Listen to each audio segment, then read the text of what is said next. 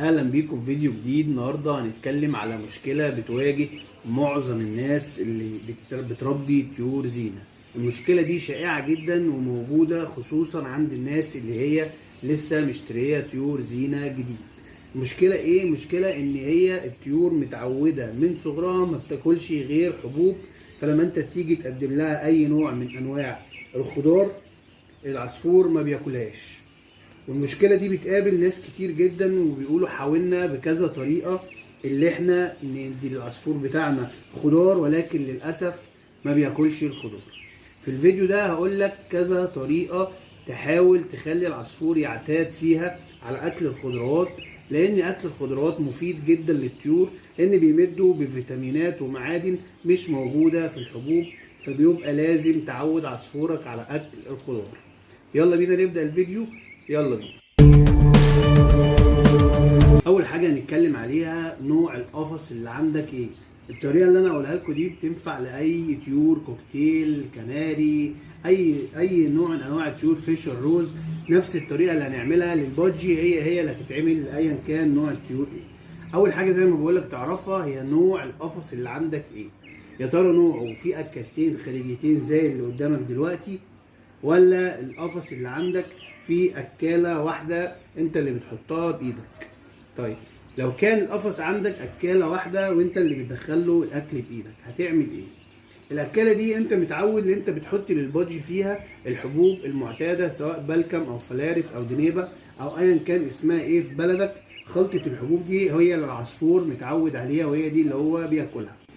اول طريقه هنجربها هي ان انت هتجيب اكاله زي ديت من اي محل طيور بيبيع مستلزمات الطيور. الاكاله دي دبل فيها مكانين للاكل. هتبتدي تعمل ايه؟ التجربه دي هنقعد فيها حوالي 5 ايام او اسبوع. هتعمل ايه؟ هتقدم الاكاله دي يوميا بشكل دائم للعصفور، وهتحط في الناحيتين حبوب نفس الكميه اللي انت كنت بتحطها في الاكاله الصغيره اللي عندك. يعني انت مثلا بتحط 5 معالق في اليوم، هتقسم ال5 معالق على العينين وهتحط نفس الكميه في العين دي وفي العين دي وتحطها للعصفور. هتقعد على الوضع دوت 3-4 ايام عشان العصفور يعتاد ويتعود على الاكاله ديت ان هي دي بقت المكان اللي فيه الاكل بتاعه اللي بياكل منه. بعد ما تقعد المده دي تحط الحبوب للعصفور في الاكاله دي وهو خلاص اتعود عليها، هتيجي تعمل ايه؟ هتيجي بالليل تشيل الاكاله ديت. بس خد بالك من حاجه مهمه قوي، انت بتشيل الاكاله دي عشان تجوع العصفور. لازم تكون منظف القفص كويس، مفيش اي فضلات في القفص. خد بالك من المعلومه ديت مهمه جدا، لان العصفور لو ملقاش اكل وجاع هيبتدي يدور على اي حاجه ياكلها وممكن ياكل فضلاته. فخد بالك من النقطه دي اللي انت لازم تنظف القفص كويس. وهنشيل الاكاله ديت من بالليل، وبكده هنكون احنا جوعنا العصفور. وهتيجي الصبح هتقوم حاطط في عين من دول في واحده الحبوب الصبح بدري، تحط في واحده من دي الحبوب، وهتحط في الناحيه التانيه الخضار اللي انت عايز تقدمه، ولكن تكون بشره كويس، يبقى بنفس حجم الحبوب اللي العصفور متعود عليها. يعني لو هتقدم له جزر هتبشره صغير، لو هتقدم فلفل، لو هتقدم بيض بالبقسماط، ايا كان انت هتقدم ايه تبقى بشره يبقى قد حجم الحبوب. وبعد ما هتحط الحبوب في عين وتحط الخضار في عين تانية، هترش رشة حبوب اللي هي البذور، هترش رشة صغيرة على الخضار عشان العصفور يبتدي يتجرأ ويتشجع، ويبقى عارف هو كده، عارف ان دول مكان الاكل بتاعه، فعارف ان انت كده مقدم له وجبة جديدة. فعشان يتشجع ويبتدي يلقط منها وياكل هتديله رشة حبوب صغيرة عشان هو بيلقط من الحبوب دي يدوق الخضار. الطريقة دي هنجربها. ممكن اول مرة العصفور ما يبقاش عنده الجراءة الكافية ان هو يستكشف ايه الاكلة الجديدة ديت. هنقدمها حوالي 4-5 مرات ورا بعض يوم بعد يوم بنفس الطريقة. هتشيل الاكل بالليل تجوع والصبح تحطها. في الوقت ده العصفور كل ما كان سنه اصغر كل ما هيعتاد على الاكلة وهيتشجع بسرعة، لان المشكلة ديت بتبقى نتيجة ان اللي انت جبت منه العصافير ده ما عودش العصفور على الخضار من صغر سنه. فكل ما كان العصفور اللي عندك سنه اصغر كل ما الطريقة دي هتنفع اسرع. بعد اسبوع هيكون العصفور اتعود على اكل الخضار اللي انت معوده تقدمه له. اول ما يتعود على نوع معين، مثلا يتعود على الجزر، هتبتدي تحط له الجزر ومعاه حاجه تاني من الخضار، بحيث ان انت تكون عودته على خلاص الجزر هنقوم حاطين خيار معاه، الجزر نقوم حاطين على البيض بالبقسماط جزر، هو خلاص عرف ريحه الجزر فهياكل من البيض بالبقسماط اللي عليه جزر. انا بقول مثال.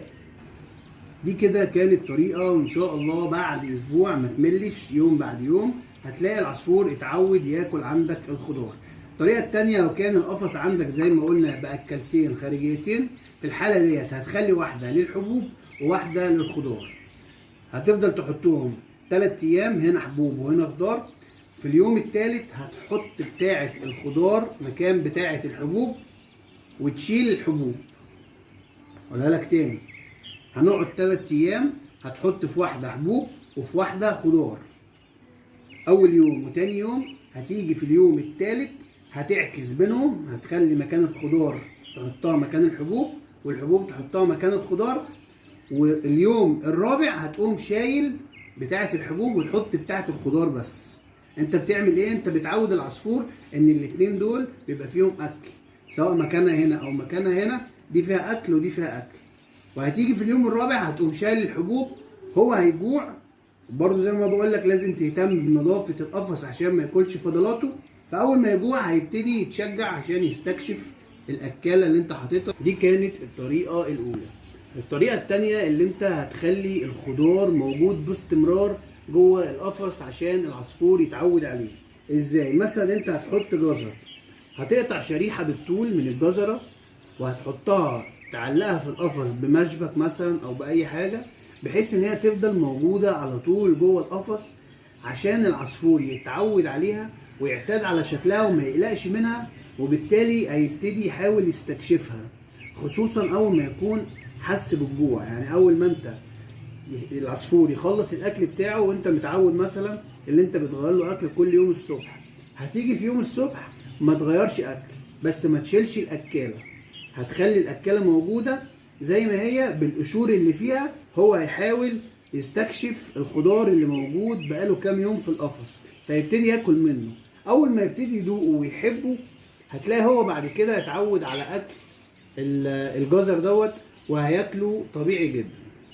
دي كانت الطريقه الثانيه، ان هي تخلي الخضار محطوط بصفه دايمه جوه القفص، سواء خيار سواء فلفل سواء جزر سواء كوسه، كل الحاجات ديت البادجي بياكلها عادي.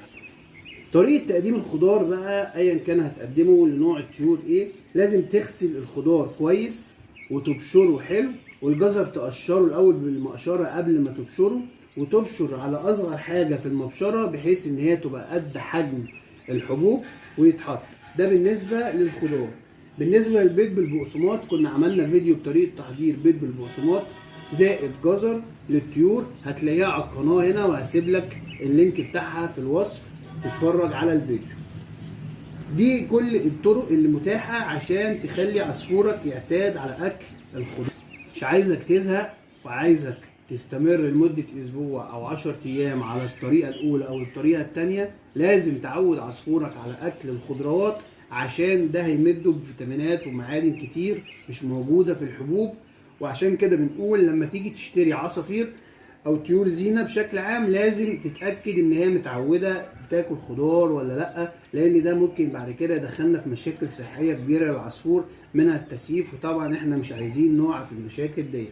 في نهايه الفيديو اتمنى اكون استفدت مني باي معلومه، يا ريت تعملي لايك واشتراك وشير للقناه عشان نكبر وهنكبر بيكم باذن الله.